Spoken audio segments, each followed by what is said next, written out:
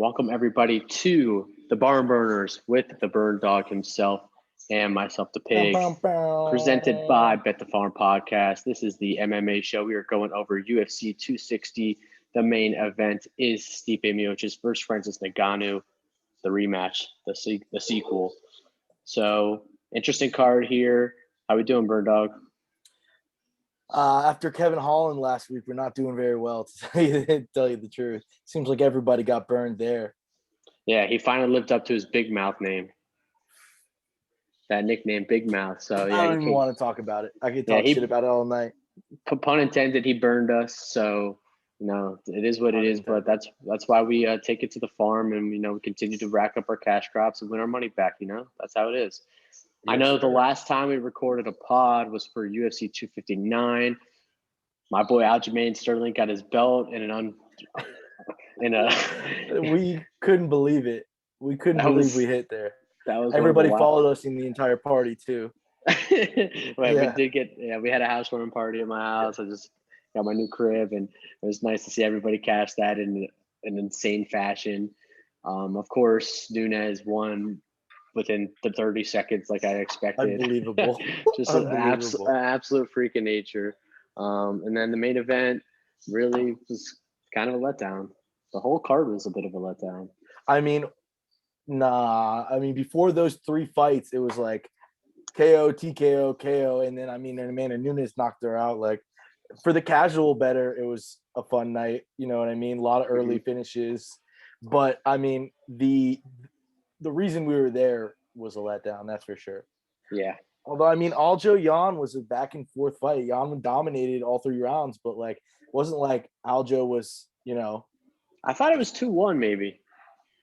Maybe, but either way, if people want to go and listen to recaps, and if people want to go listen to recaps and talk about what's in the know in the UFC and how divisions are stacking up, go listen to the 1,000 other podcasts out there that do that, and go read up on ESPN.com. That's not what we do here. We talk about betting. It's a gambling podcast. So on to the next. That's the way gambling works. On to the next. We can't look in the past. On to the next one. The next one. So let's talk about UFC 260. So like I mentioned, unfortunately, we got kind of shafted. The co-main event was canceled. Was really looking forward to that fight. But as it turns out, we still have a solid card. And I want to see Volkov fight someone other than Max Holloway. Please. Yeah, please. He other than those two fights, he's an extremely exciting fighter with a lot of power. And he's got some nasty leg kicks. And, let's see him open up. That would have been fun. I don't think Ortega would have we'll save it for the next one, but I don't think Ortega would have been conservative. I actually was really liking Ortega heading into that, so it was disappointing that we weren't able to discuss that in full tonight. Yeah. But once that's rescheduled, prayers to Volkanovski. Hopefully he doesn't have any, long-term conditions, kind of like Chimaev had when it came to having COVID. Which is why he had to pull out. But I've got faith that he'll be just fine. The guy's a little tank. Yeah. So let's just. Whenever Chimaev comes back, he's back. He just signed. No, I know. He just signed, but I'm saying that first fight, we're gonna slam him. Oh, except he'll probably be that's a bet 400. Yeah, no. It doesn't matter. We'll find a way to find some value there. Of course we will. So let's get right into UFC 260. Early prelims. There's only one fight. I don't really know exactly why, but there's only one fight starting at 7:30. Then we jump right into the prelims. Honestly, not a lot of big names, not a lot of household names that anybody might be interested in. I know the whole point of this is to give out value picks. Frankly, I looked at the lines, I looked at the names. I didn't see much on there. So the first fight I did want to discuss, there's only two on the prelim cards. First one's a welterweight bout. Gooden versus Abubakar Nurmagomedov. The Nurmagomedov is a minus 220. Now, as many people out there, if you are just hearing about this fight, if you're just hearing about this fight for the first time, yes, Nurmagomedov is related to Khabib. This is his cousin, Abubakar. And before I get into a little bit of my handicaps and what I like on this, what do you think about this fight? Well, first off, we're going to call him Mini Khabib because that's a lot easier than Abubakar. So Mini Khabib. He's had a few fights so far in the UFC. He's looked impressive, conservative a little bit. I'd be surprised if we see something different to be honest, but because that's how Khabib entered the UFC. But Jared Gooden has had one fight in the UFC, and that was against Alan Jubin. Yeah, Alan Jubin, one of your I like favorites. Jubin. Yeah, I remember watching that fight at your house actually one night. Gooden came out looking solid in the first round, and Jubin it was a back and forth scrap. They were really beat each other's faces up, and it went to decision. Jubin just landed a lot more of the significant strikes in that fight and ended up winning by a nice unanimous decision. Jared's a good striker. His nickname's Night Train, so he's got power. He's going to stay on his feet. But I believe he's a Brazilian Jiu-Jitsu black belt, so he should have some ground defense. I mean, we anticipate the tried and true Dagestani approach here. I know you have something a little bit different, but I'm going to go with a Pig Parlay here, and I have Mini Khabib and the over 2.5 at plus 110, and I was a little bit behind you, so I got minus 250. So Mini Khabib's out there getting pounded. Get your bets in now if you're going to follow, because I anticipate it to close at like 300, if not minus 330. So, I couldn't eat the minus 250 juice. So I parlayed with the over 2.5, hope for a wrestling fight, and hope Gooden's good enough on the ground to stop Mini Khabib from the finish. Yeah, I mean, solid handicap. The interesting thing when I did my research on Mini Khabib is that he actually, funny enough, at his one fight in the UFC, he lost by submission in the first round. And in his career, almost all of his wins have come by TKO. So he's got that standing firepower when it comes to his professional wins. He actually previously fought in the PFL. Which is actually the luxury of that is that he's fighting against some real competition. The one thing that people talk about the most when it comes to Mini Khabib, the only time his name's really been out there, he was actually the guy that Conor McGregor punched when Khabib jumped over the rails and did a flying kick into the stands, and everybody jumped into the octagon and came after Conor. Conor, the one guy that he landed a punch on was Abu Bakar. So I just thought that was a funny little tidbit, but obviously he's got a chin, so that's a good sign.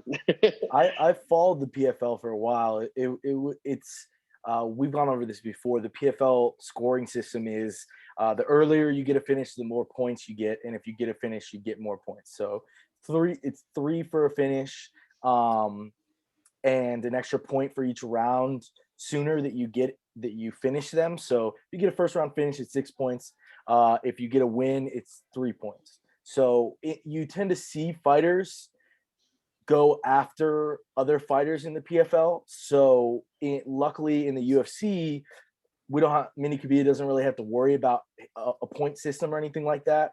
He'll be able to go out there and play his game and wrestle. You know what I mean? Yeah. Without having to worry about losing points. There's no rush. So to speak. There's no rush there. There's no rush there, and that might have been why he got caught. How he got caught in a submission in the PFL is he was just trying to force takedowns, trying to force the pace, left his neck open. Ended up trying to get off his back. Ended up getting submitted. So. At the end of the day, I think, like you said, we're going to stick with the Dagestani approach here. Assume that Gooden has not much of a takedown defense as he is a standing fighter. I mean, his nickname's Night Train. It's not, lay down train. So that he's got knockout power, and that's what he's going to try to use and stay on stay standing. I'm gonna ride Nurmagomedov here at money line minus 220. I'm gonna lay the juice. I took this as a cash drop on Bet the Farm podcast. I think that. Like we know he's trying to bounce back off of his loss in his debut. I think this is a good matchup for him. Gooden, a guy who, like we talked about, probably we know doesn't have much of a ground defense. And I think that this is going to be a chance for him to showcase what he's got for Nurmagomedov. So I'm going to take him on money line minus 220 and lay the juice. Absolutely. But good luck to you. I'm rooting for the over. That's fine. As long as he wins by decision. I'm cool with that too. So let's go ahead. Does he have a finish? Let me check real quick. Nope, he does not have a finish win. He's got one finish win in the World Series of Fighting, and then he's got all TKOs in Russian federations in Russia. So when he got to the US, he has 1 TKO. So I don't know how much that says, but we're going to follow the decision here. I'm riding that. Let's go to the light heavyweight bout, Alonzo Menifield versus Fabio Cherant. This is actually the main event of the prelims. Is that what you even call it? Yes. The main event of the prelims. So this is an interesting fight. We've watched Menifield before. The guy looks like a male powerlifting model. He's an absolute freak of nature. He's humongous. He's jacked. But what happens with all these guys that look like male models or male body weightlifting models? They gas after 2 minutes, and that's gas. And I think that's the key thing to focus on when it comes to handicapping this fight. Meanwhile, Fabio Cherant has never fought in the UFC before. This is his debut. Interestingly enough, with Cherant, he's really had some impressive wins in his professional career. I believe he's 7-2 in his career. Of those 7 wins, 4 of them have come, or 5 have been by submission. One of them included an anaconda choke. 4 others were submissions, and he's had 2 by decisions. So this guy is a wrestler, which is really interesting. I think that's a really funky matchup for Menifield, who we've seen fight, and that guy likes to stay on his feet. My main thing with Menifield, fights out of Boston too. Yeah, and my main thing why I hate Menifield, he just recently fought Ovin St. Preux. We've talked about this guy a million times. Yeah, I hate him. He's the worst fighter in the UFC, and this guy lost to him. That's an automatic fade this guy bet no matter what. Gotcha. I mean, we got to take a second and address the fantastic nickname, Fabio the Water Buffalo Cherant. Yeah, I think he's got the I saw that nickname of the card. We're gonna give that to him. What's Alonzo, like a Atomic or something? Alonzo would be. I think it's Atomic Alonzo Menifield. I don't see it here, but back to the cap here. I'm not gonna touch this just because of the one punch power of Menifield. We've seen him put guys' heads into the dirt. I do like the value. If I was gonna bet it, it's a dogger pass. You know what I mean? So I see the value on the Water Buffalo at plus 220. I love that name, bro. Yeah, and I mean, in reality, if you think he might get a submission, you might just want to, go for the juice and see if you can get him by submission. It's probably in the plus 1000s or something like that. But dogger pass for me. We'll leave it there. I'm going to take Cherant by money line at plus 220. This isn't just a fade on Menifield, even though that is a part of my handicap. I think the guy's either the type of guy who's going to knock you out in the first round, or he's just not going to beat you because that's the only thing that he has in his arsenal. He gets too gassed. He's too big of a guy. And a guy that I don't think has any ground game whatsoever. And Cherant has proven that he can take people to the ground. He hasn't fought in the same competition that Menifield's fought, so this is going to be a real test for him. And that's why he's plus 220. So this isn't, the most confident bet in the world, and maybe it's a parlay piece for everybody out there. But for me, I'm going to go ahead and take a money line at plus 220. Yeah. I mean, you'd like to see a 5-round decision victory in his last fight in the LFA. The LFA is kind of, it's above a regional bracket. You know what I mean? So it's not a Bellator or PFL or anything like that, but there's some killers in the LFA. And if he went 5 rounds to a decision victory, he's got the gas, and you don't got to worry about, the drawback of betting Menifield. You know Absolutely. what I mean? Yeah. And look, I mean, for everybody out there, we've already mentioned it. I mean, this prelim card isn't the sexiest. We're trying to find value where possible. I know it's funny enough, I just took a minus 220 favorite, and now I'm following it up with the plus 220 underdog. Now that's just trying to find the value. That doesn't mean there's not value in those bets. Value is not dictated by the line. It's dictated by the difference in what we think the line should be. So we think the line should be, like I said, minus 330 on Mini Khabib. And if you're getting him at minus 220, that is the definition of value. And that's what we're here to teach the public. So, you know what I mean? I'm with you. Yeah. Well, let's go ahead and move to the main card of the evening. We're going to start out with a lightweight bout. It's Kama Worthing versus Jamie Malarkey. I do love Kama Worthing. His Kama Worthy's nickname, the Death Star, great nickname. Yeah, great. Jamie Malarkey. That might beat the Water Buffalo. I don't know. Oh, Water Buffalo is so good, especially if you look at very good. If you look at what Fabio Cherant looks like he looks like a Water Buffalo. It's just great. Yeah. But let's just I'll give a little bit of a background on Kama Worthy, as it's a guy that I've fought and did some heavy research on. Maybe you can give some insight into Malarkey, as I'm not as well versed on him. But Kama Worthy, 16-7 in his career. He's actually finished 12 of his last 16 fights. So 9 of those were by KO or TKO, and 3 of them by submission. This is a guy who likes to finish fights and finish them early if possible. Some really notable wins in his career. He had a first-round TKO versus Devontae Smith. That was a nice win. I think he stepped in on last-minute notice as well for that fight. He was a huge dog. Yeah, huge dog in that fight. And the first-round TKO is a really notable win there. And then this one we watched because we're big Luis Pena guys. Yeah. Third-round chokeout, guillotine choke versus Luis Pena. I thought that was a really impressive win as well. Those were the first 2 fights of his MMA career, or his UFC career, I should say. Was he not getting worked by Pena before that guillotine? I'm not. It was a back sure and forth fight. It was a back and forth fight. Pena wasn't looking sharp. Okay. That was the one fight that Pena really looked weak. Like, it was the one bad fight that he's had. Well, Pena's too big for 145. He's having trouble with weight issues. He's going to end up at 155 one day. But definitely 2 impressive names. You know, Devontae Smith was a up and coming, knockout artist, and put that. Well, on top of that, you want to know what's even more impressive? So he's 16-7, but he's only had 3 UFC fights, so he obviously has a lot of pro experience. I did some digging, and I saw talk about a guy with some legit octagon experience. This guy fought Paul Felder in his 3rd ever career pro fight back in like Invicta or one of those, small time pro leagues. And he also fought Billy Quarantillo, however you say it. He lost to both of them, but that's some really good octagon experience. For sure. And that was before he even got to the UFC. Yeah. I mean, it's hard to even compare the two when you have, Devontae Smith, Luis Pena. I mean, even Azitar, which was a loss, the recent loss. I mean, that's somebody. I believe he might be ranked. I'm not sure, but he's a force in the division. You know what I mean? And Riddell, the last loss of Jamie Malarkey, is probably the most impressive fighter on his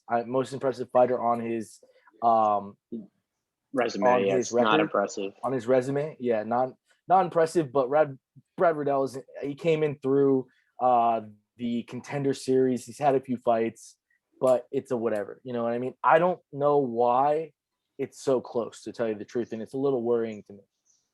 Yeah. So what does Vegas know? Right. So stylistically, and just to give everyone the line here, Kama Worthy, it's almost a pick 'em. He's at -130 currently, but this has gone back and forth. Over/under set at 1.5. So they do know that these are both strikers. When it comes to stylistic matchup, this could end early. I'm just going to go ahead and put it all on the line here. I wanted to give background on who the fighters are, just for everybody out there, since these are 2 guys that have, Kama Worthy's only had 3 fights in the UFC. Malarkey's only had 2. There's not much background on them for the people out there listening. I don't even know that much about them. I had to do some digging to get to this point. All that to say, I'm not taking anything here. I'm going to pass. I'm keeping an eye on Worthy for sure. I'm leaning Worthy hard. I didn't spend too much time on this one because there were some other bets that I wanted to look into, but the experience of Worthy is there, and it's kind of hard to, he can finish by KO, he can finish by submission, and he can go all 3 rounds. So we'll release final picks on Saturday, and this will probably be on my card. For right now, I'm going to leave it off till I look at it a little more, and I think that we might see a little better line at Kama Worthy at fight time. I'm not sure why it's even this close. So there might be some value there. We'll see. Yeah, I was even reading that if Malarkey doesn't win this, this could be potentially the end of his UFC career. He's 0-2 in the UFC. I don't see why Dana would keep him around if he can't win this fight. I mean, there might be potential for, the UFC's Brendan Schaub always says this. He goes, does the UFC want to build you up, or do they not give a shit? because it's one or the other. And they give you your matchups based on, what they're trying to do. And there's plenty of guys that, become stars because they give them shit matchups and they destroy the guy that's supposed to beat them. So this could be one of those fights where the UFC has seen the star power of the Death Star, and they might be trying to give him a good matchup here. So we're gonna keep an eye on this one. It'll probably be on my card. If it is on my card, it's only for one unit. And let's move on to one of your favorites. Yeah, let's go to the flyweight division. This is Jillian the Savage Robertson versus Amanda Fear the Maverick. What an interesting nickname. It's Amanda. Her name's Pretty Amanda cool. Maverick. Amanda Fear the Maverick. Thought that was a pretty interesting nickname. Yeah. So interesting line here. Amanda Maverick is minus 170. They actually were supposed to fight, I believe, back in October, and the fight was rescheduled. I don't know the exact month, but I'm pretty sure it was at the end of 2020. A little sooner, 2021, because we were doing the pod at the time. At least end of 2020. Well, December was December because we started this for sure. So it ended up being due to injury. They weren't, or either COVID or injury, I believe it was. They weren't able to fight, which I guess those are the same thing. But either way, let's just dive right into it. Amanda Maverick is minus 170 over Jillian Robertson. We've talked about Jillian Robertson a lot on this podcast. We're big fans. I'm a big fan. And that's why this is going to be an interesting one to handicap, as she's a pretty big underdog. These are both Brazilian Jiu-Jitsu fighters, grapplers, and wrestlers for the most part. I know that's Jillian. She's going to want to take it to the ground. She already said in interviews her plan is to take her down and submit her. But Jillian hasn't looked good recently. She just got wrecked by Tyler Santos back in December. Badly. Like, she was getting taken to the ground and just absolutely thrown around like a rag doll. I think you were on Santos that week, really hyping her up. Whereas the Maverick over there, she's a late bloomer. She started training and wrestling in Brazilian Jiu-Jitsu only in high school. I actually saw an interesting tidbit. She got inspired to do wrestling and jiu-jitsu based off of watching Ronda Rousey in high school. She's only 23 years old. That just made me feel old as shit because I was watching Ronda Rousey in college with you. So I thought that made me feel old as shit. But this girl is a Brazilian jiu-jitsu and Muay Thai kickboxing, and she's got a lot more standing power, firepower than what Jillian has, which is why Jillian's going to want her to take her to the ground. Amanda's last win was via an injury stoppage in October in her UFC debut at UFC 254. That's why I think I mixed up the October thing, by the way. So it was probably the December fight that we were talking about when they were supposed to fight. But either way, all this to say, Amanda Maverick's minus 170. I wanted to give background on the fighters. Let me hear your thoughts on the betting line. Pass. Just the first time we capped it, we were on Savage. It was one of your bets, and obviously I was on Savage too because we've been following her for a long time. But I said when we capped it, I said, watch out for this girl Santos. She's got some mean Muay Thai, and if she's offensive in the clinch, it might be a problem. And so it was just a little bit of a lean. I did not take the fight. It ended up I don't know if you ended up retaking it when they were taking Santos, because when we capped it, it was versus Maverick, and then she went and fought Santos. So we talk a lot about fights, so we might be getting messed up there. Sorry, but let's talk about the bet. We were initially on Robertson when this fight first started. After her performance with Santos, I can't bet her until I see something different out of her this fight. So I'm gonna pass. And this should be a good, interesting girl fight. I just don't want to have any money on it. Yeah, the line just really doesn't make you like it unless you're feeling Jillian as an underdog. I'm going to do a piggy prop on this one, but for one of the first times ever on this show, I'm going to tease this because it's a piggy. Sorry, I always say piggy prop because I do my piggy NBA props, and then I also do my piggy parlays. This is going to be a piggy parlay. But for the first time ever, I'm going to tease my parlay. I'm not going to tell you exactly what it is because it's going to have to do with another fight that's upcoming. And I want everybody to stay tuned to hear what that is. All righty. No problem there. All right. And I'm reading the notes on what it is, and I don't like it. So I don't like it at all because it's going up against my BernDawg. So let's move it. You know exactly what's coming. Let's move it on. I know what it is. We're going to move to the bantamweight division. Sugar Sean O'Malley is back after his loss to Marlon Chito Vera, where he basically broke his foot in the first round and just was on his back the whole time until he eventually got ground and pounded to a TKO loss against Thomas Almeida, who has some serious octagon experience against some really good competition. Guys like Rob Font, guys like Jimmy Rivera. I mean, this guy is no spring chicken. Definitely no spring chicken. We've seen these guys fight a lot. But he's only 29. We know Sugar Sean O'Malley is one of the most popular fighters currently in the UFC. He's a young up-and-coming star. He's minus 325 outright in the book markets. I already know what you're doing, but explain to the people what you're taking.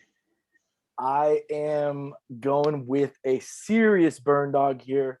I'm going to go Almeida by KO TKO. I'm over the Sugar Show. Show me, prove it, because this guy has fought some badass motherfuckers. First of all, he fought Cody. He fought Jimmy Rivera, Rob Font, then Jonathan Martinez. He lost all of them. But guess what? He knows how to be in there with a killer. You know what I mean? And Sean O'Malley is a killer. But I'm taking plus 550 Almeida by KO TKO solely because of his Muay Thai striking. I think that the chances of him finding a counter or a flying knee, or honestly going out there and exploiting the calf kick against Sugar, who fights exactly like stance-wise Conor McGregor. So when you put your legs wide out there, you know, them Muay Thai guys are going to turn and just chop those legs.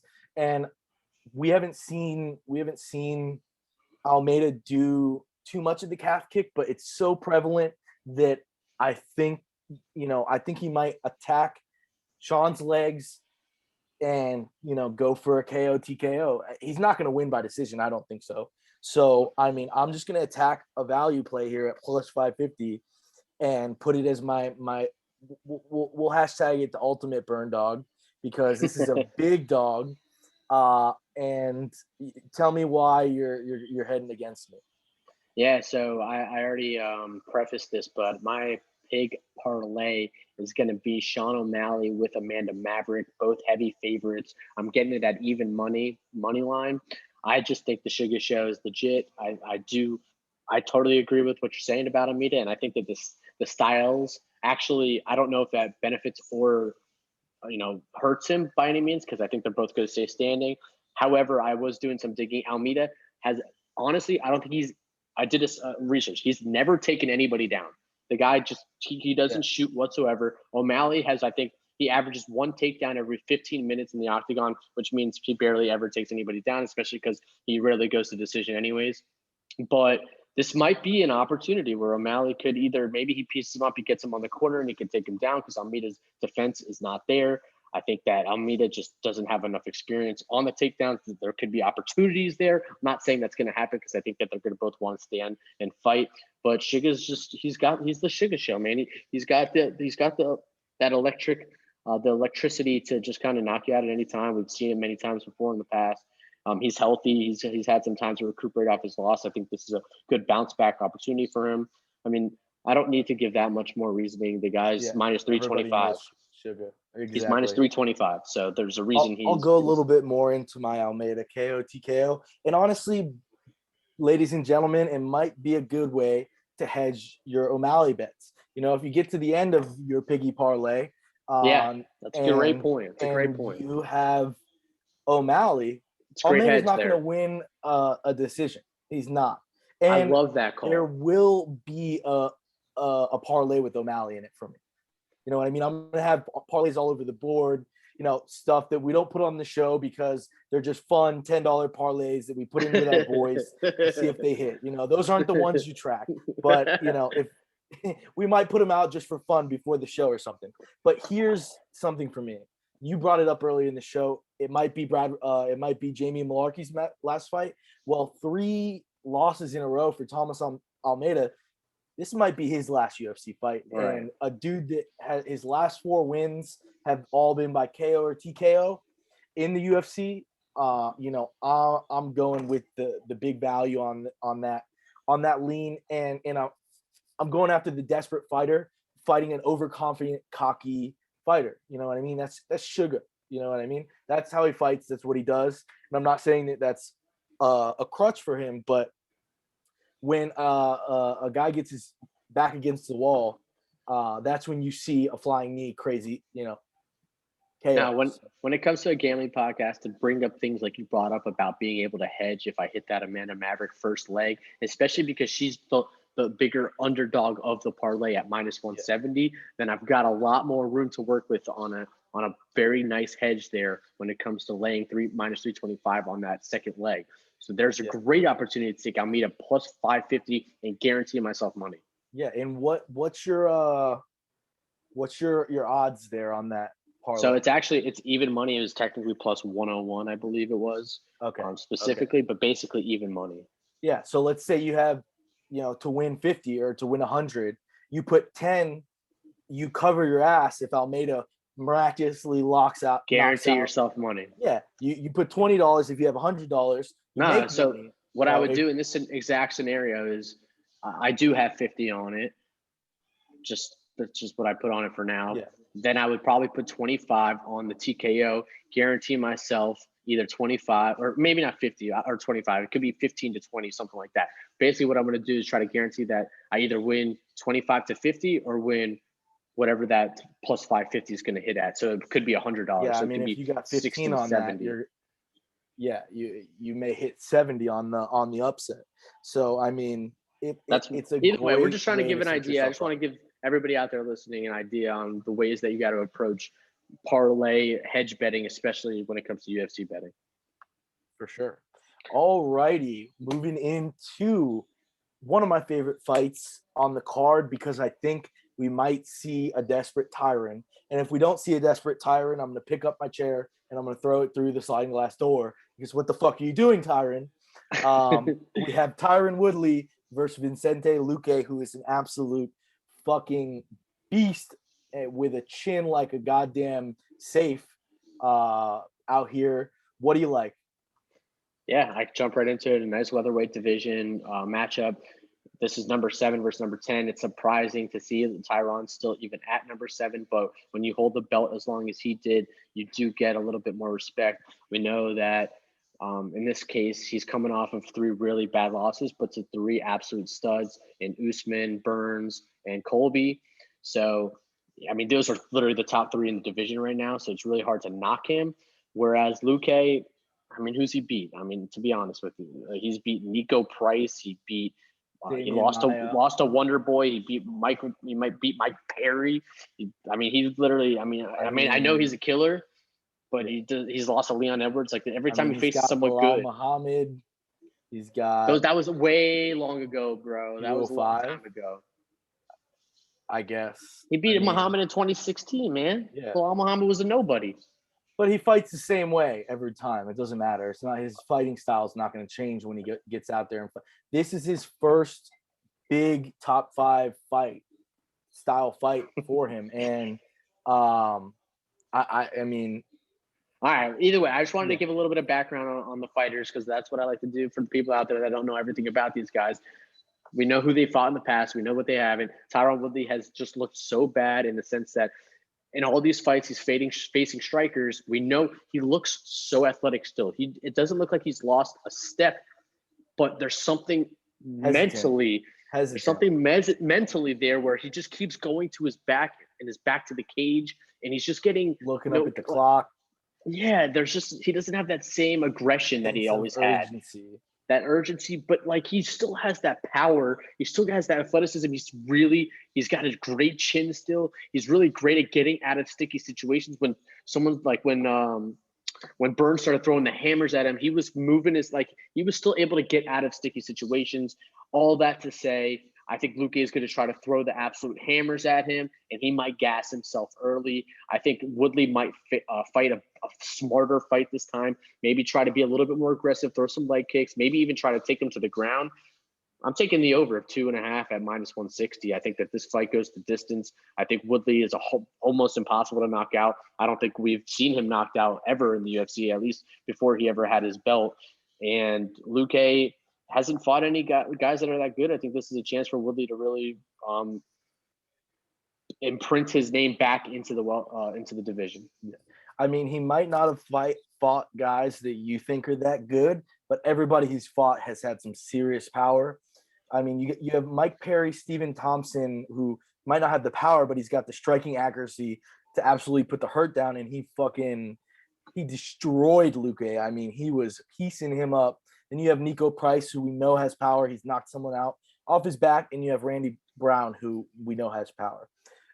The only fight you need to see to know Vicente Luque's chin is the Brian Barberena fight. I know you might not know who that is. He had a shaved, almost mullet, mohawk style, and chest tribal tat. But nobody expected this guy to do anything versus Luque, and he had Luque hurt multiple times, and they were just sitting there, foot in the tire boxing, just destroying each other. And I don't think that Tyron Woodley's going to do that with him to begin with, but that just goes to speak for Vicente Luque's chin. So, I mean, if you can take 3 rounds from Stephen Thompson, from Mike Perry, from guys like Nico Price, I think a hesitant Tyron isn't going to put you out either, to be honest. He does have that big, I think it's the left hook, right? He does, but he refuses to use it anymore. So it's just, I don't see anything. He keeps saying the same thing in the leading up to the last 3 fights. He said the same thing over and over again, and nothing's changed. So I'm going to continue to follow that with the over as well. And we'll bet the farm with it. Yeah, bet the farm on that one. You and I are together on that in the over 2.5. You know what I love that Tyrod does? He reminds me of like a Super Smash when he always does that. He does the wind up Falcon punch. Yeah, he does the Falcon wind up punch. He like winds his hand up like he's gonna hit you, and then he just doesn't do it. Yeah, but he's funny. He's fun to watch. 2 units on that guy. Nice. Okay. Risk 2 units. I was gonna say it's tricky. I was gonna say it's tricky because it's minus 260 or 160. Yeah. Excuse me. So risking 50 on it. Let's talk about the fight of the evening. This is the main event of the evening. The biggest, the baddest, the heaviest rematch ever. Introducing first, fighting. out of the blue corner. Out of the blue corner, it's going to look like, all right, this is a rematch of Stipe Miocic versus Francis Ngannou, the rematch for the heavyweight title of the world. We saw them fight in 2018. Ngannou got taken to his back the whole time. He just kept getting taken down and taken down and taken down. But guess what? I think Francis Ngannou is a new fighter these days. We know that he's got knockout power. He has under, I think, 3 minutes of octagon time in his entire UFC career because he just knocks everybody out in the first. Other than the Stipe fight. Right, other than that fight, because he just knocks everybody out. And the Derek Lewis fight. I'm just sorry, it's a little bit of an exaggeration, but I mean, the fact of the matter is in wins, he has less than 3 minutes of octagon time, which is right. That's probably what I was getting at. Crazy. Stipe's last 2 fights, he's only fought the same guy over the last few years, and that was Daniel Cormier. Lost one, got knocked out by a crazy elbow and punch combo, and then came back and did the same thing right back to him. He actually was losing that fight. I think DC was beating him. He was kicking him to the body. He was really doing everything he could, and then he got gassed. He gassed himself, DC did, and Miocic took advantage in the later rounds and just got the best of him, took him to the cage and just unloaded on him when he saved up all that ammunition. This is the problem that Ngannou is going to face. Is Miocic is going to try to save the tank. Can Ngannou do the same? We don't know. We really don't know. There's no way to cap this because all Francis did was not show us anything of how he's improved. You know what I mean? All he's done is gone and knocked people into the fucking la la land. So and the last fight he did it with giant looping, street beefs like style punches. You're just big looping. It was just a bum rush. You know what I mean? He didn't come out and Derek Lewis set up the uppercut. No, he just bum rushed Rosenstruck. Didn't respect his power. And you know what happens when you do that to Stipe? He's gonna take you down. Yep. So I mean, I was so gung ho on Francis by KO TKO because I thought we could get like a plus 150 or something. But the line that I'm seeing on my bookie and a few other places is -120 by KO TKO. You might as well take the money line if you're going to bet Francis here. I mean, it's the book's telling you that he's the only way he wins is by TKO or KO. Exactly. So I mean, it's tough. It's really, do you believe in Francis? All week I believed in Francis, and I've been ranting about how he went on the Joe Rogan podcast and he had this incredible journey, and that he's a different breed of human, because he understands the world in a different way than we did. For some background, he spent his childhood working in sand mines, and he had a 14-month long journey, escaping Cameroon, which is a Central African country, to get to Europe. And he got stopped. I think he had 7 attempts just by water/boat trying to paddle his way, over to by hand in some cases, but normally they did have a paddle a lot of times. But I urge the aluminum you to foil boats, bro. I listened to the whole aluminum thing. foil boats. He's in the forest sleeping under plastic. You know what I mean? If you don't have your plastic, you can't survive out there because the rain makes you too cold. Like, I mean, he understands life in a different way, but just the matchup here is really bad. So, it's either all out Francis Ngannou or look, the matchup's bad because we saw Stipe already take him to the ground and just beat him that way. Yeah. But what we didn't see was Francis land a punch, because that's all it we takes. saw Francis land a punch. I'm talking a knockout punch. He landed a knockout punch on Stipe. Stipe was just fucking tough enough to take it, and he almost had him. That's universally known. Those punches that he landed, some say that Stipe got knocked out by DC because that fight was such a quick turnaround that he didn't have enough time to heal from the damage that Francis had landed. Stipe pushed through a giant behind the ear, lunchbox of a hook right behind his ear, weathered that storm and was able to take Francis down, and that's how he recovered. You know what I mean? Can Francis, hold back a little bit?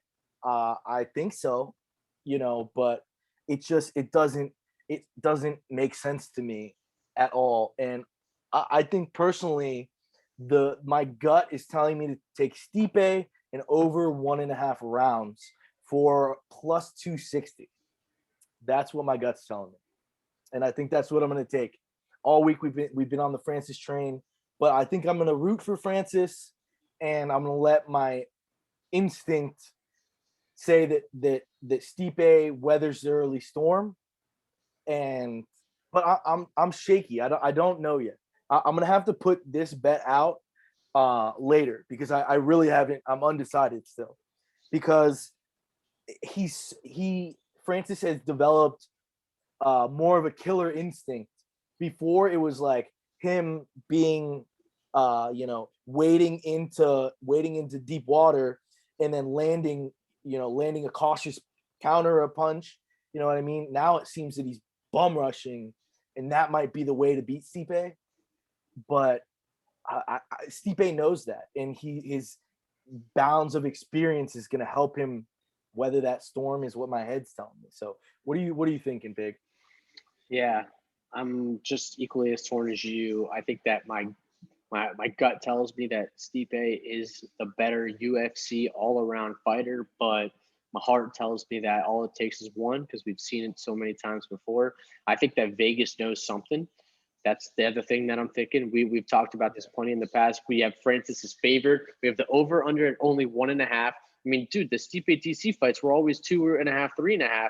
Now Francis comes in, it's 1.5. I mean, that's because Francis has to go far in fights, but that also means that he's favored and the over under is low, and the TKO line is the same as the money line. All these things are telling me Vegas knows something. Yeah, it's one of those Vegas knows. I think I might have a double bet here. I think I might have a big bet on Francis, and then I might bet enough on the plus 260 to cover my tail, if that makes sense. Yeah, you're going to have to do the math on that to make it work at only plus 260 to still make yourself profitable. because you're basically betting against yourself. But there's opportunities there. If anything, what I would say is that you would want to maybe do a parlay with somebody and Francis. That way you can hedge later on down the line. I don't know. Let's take 1 minute. You have any more on Francis while I do run some numbers here? Yeah, I mean, I've always been wishy-washy on the type of style that Francis fights. However, he is in a heavyweight division where some of the guys that he faces, he has really good matchups. I mean, we saw what he's done to Derek Lewis. We saw what he's done to what's the freaking Holland dude from Holland that just got released from the UFC? Just slipping my name right now. He went to decision with Derek Lewis, but you're talking about Overeem. Yeah, the Alistair Overeem knockout was unbelievable. Alistair Overeem was the hardest punch ever tracked in UFC history. Yeah, and that's against one of the best strikers in the world that he fought. So just some of the fights that Ngannou's had against some of these big names, these are guys that fit to his style, and he's about to face a guy that doesn't fit with anybody's style in the heavyweight division at his caliber because of his ability to do everything. He could ground and pound, he could take it down, he could stand and punch. I mean, he really has got it all, but we've seen Miocic lose. I mean, it's not like he's unbeatable. Yeah. I mean, DC beat him. And just like we said, I think that DC actually was kind of losing that fight, and all it took was one elbow to the head. But the thing is, Stipe couldn't take DC down. Right. So obviously, that wasn't even an option. An Olympic wrestler. I mean, that's a little bit different, obviously. Yeah. But and that's what happened. Literally, they clinched. That's how he knocked him out. They clinched, and he got him. Clean elbow to the face and was able to land the shots from there. But I mean, who's to say that? Yeah, you know, if Ngannou, I mean, dude, we don't know with Ngannou. He hasn't fought in years. Yeah, I mean, literally. I mean, what do you mean? He fought Rosenstruck not that long ago. I don't think he's fought since either early 2020. Yeah, it was early 2020. Early 2020. So what, like So it's been about a year. He hasn't fought in a year. Yeah. And before that, his fight was a year before that too. I mean, he just doesn't. Yeah. He's just not fighting enough. But I mean, granted, look who he's beat. I mean, he beat Rosenstruck. He beat Junior Dos Santos. He beat Cain Velasquez. He beat Curtis Blades. Went to decision with Ngannou, with Derek Lewis. And he fought May 9th, 2020. So 10 months ago. 10 months ago. Not a year. You know what I'm saying, though? It's just that I know what you're saying. His inactivity, once a year fights are not great. And also, let's call a spade. I mean, that fight lasted 20 seconds. Yeah, exactly. So what's his real octagon experience? He hasn't really been in the octagon. And then his fight before that was Dos Santos a year before that, and that was only a minute long. And then the fight before that was Cain Velasquez was a minute long. I mean, the guy's just not fighting. Yeah, he's got no. I don't know where he's got no opponents really. I mean, so if I bet 3 units, I can win $62 on Francis right now on my book at -125, right? So I can bet 75 to win 62, and then bet 25 to win 65.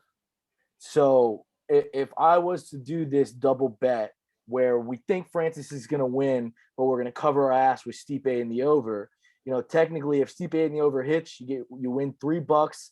If it doesn't, you win $37. So I mean, it's not bad. It's not bad. But you risk the chance of double hitting, double losing at the same time. So if he doesn't win with an early, if Stipe wins with an early, if Stipe in the over hits, Stipe. I'm talking about money line Francis.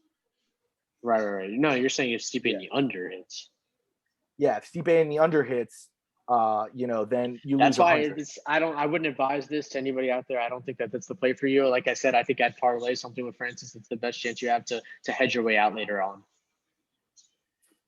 We shall see. I might. Well, you've got a few days. You got a few days to mull over what you're going to do. We're not going to lock anything now. I haven't really gotten into what I'm taking necessarily because I'm still on the fence. I'm leaning Ngannou money line. I just think that this is sometimes it's just your time. I think Vegas knows something. I think that the guy is going to be crowned a champion. It was destined to be, as he talked about in his interview with Rogan, which was one of the most transparent and like just aware interviews. Just this guy really came from nothing, and he said that he was known as the captain. He was the captain. Yes, People Van looked up Damme. to him. Van Damme. They called him Claude Van Damme. Yeah, they called him Van Damme. Either Van Damme. that or Schwarzenegger. They Or said they called Schwarzenegger, him. yeah. Dude, I highly advise, if you haven't seen it, go on Spotify and listen to the Joe Rogan MMA podcast with Francis Ngannou. It's one of the most captivating stories I've ever heard in and outside of fighting. So we'll leave it there. It just seems like destiny to me. So I'm gonna lean Ngannou, but I'll put out a later play. I mean, question: Does Stipe retire if he wins? Does he ride off into victory, into the sunset? I think he does. I think if he beats Francis, he rides. I don't know what else he can accomplish, but I also say the same thing about Nunes, and she still keeps fighting. So who knows? Well, Nunes isn't 38, or however old. Yeah, I mean, there's a really good conversation to be had. He's talked about it in the past about whether he wants to fight or not moving forward. Yeah. I think that the only issue is that there's some really good competition still at heavyweight. It's just that this is the cream of the crops right here in Ngannou. Yeah, I mean, Ngannou loses. What do you got? Derek Lewis stepping in there with him? No, John Jones. Actually, you know what? He's not walking away from that money. He's not walking away from John Jones' money. No way. John Jones moving up to heavyweight. Yeah, that's the other thing you got to think about. And that's a great match. It's a horrible matchup for Stipe too. Horrible. Yeah. Well, that's definitely what he's waiting for. Well, let's close the lid on. Let's close the lid on this episode. It's always a pleasure. UFC 260, Miocic versus Ngannou. This is the Bar and Burners presented by Bet the Farm Podcast. I love where we're at and the place that we've got. We'll release a full card on Saturday day so that you guys will have all day to get your bets in as the fights don't start until 8 p.m. Before we go, as always, what I like to do, take a quick look ahead at the fights ahead so that you guys can keep us at top of mind when these cards are ready to go. Next up on the pay-per-views, we got UFC 261, Jorge Masvidal, Usman 2. If we can get tickets, we're going. Oh, that's right. It's in Jacksonville. It's going to be a full stadium of fans. Usman We're never going to see a championship fight in Florida again. Yeah, Usman opens up the line at minus 436. Holy shit. Damn. And then so it's a triple championship fight card. So we also have Weili versus Rose Namajunas. Weili opens up at minus. Yeah, I like Weili as well at minus 195. And then Valentina Shevchenko continues to defend that belt versus Jessica Andrade. She's minus 365. Yeah, we got another public execution on here every time. For Nunes and Shevchenko, they're just open public executions. Yeah, that's might as well what they should be. But one thing I do want to do before the end is run through what we have locked in right now in time. Thursday at 8:46 p.m. Eastern time. So I'm going to start. Hold on. Real quick. So I just want to talk about just what else is coming up. That card is honestly amazing. Which is why we have to go. Weidman versus Uriah Hall, sick. Anthony Smith, Lionheart, Jimmy Crute. It's going to be dope. And then also coming up April 10th. So that's in about 2 weeks. Darren Till versus Marvin Vittori, main event on a fight night. And then Nina Ansarov versus Mackenzie Dern, the co-main. That's going to be pretty dope.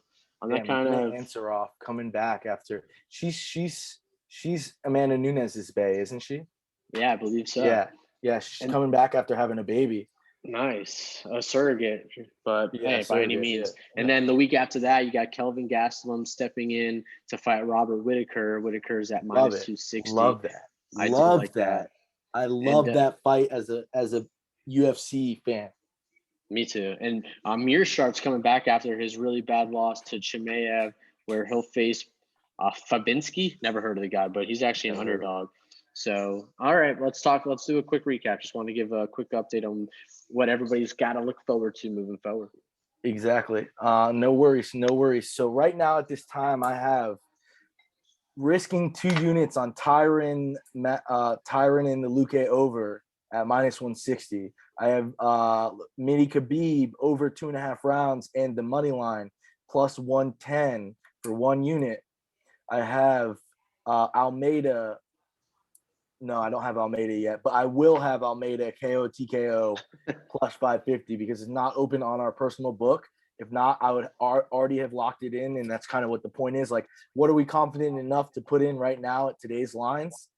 So those are the 3 I have locked in. How about you? Yeah, I'm locked in on Cherant money line plus 220 over Alonzo Menifield. I'm also going to be taking Mini Khabib money line at minus 220 as a cash crop. I'm skipping out on Commonworthy Malarkey.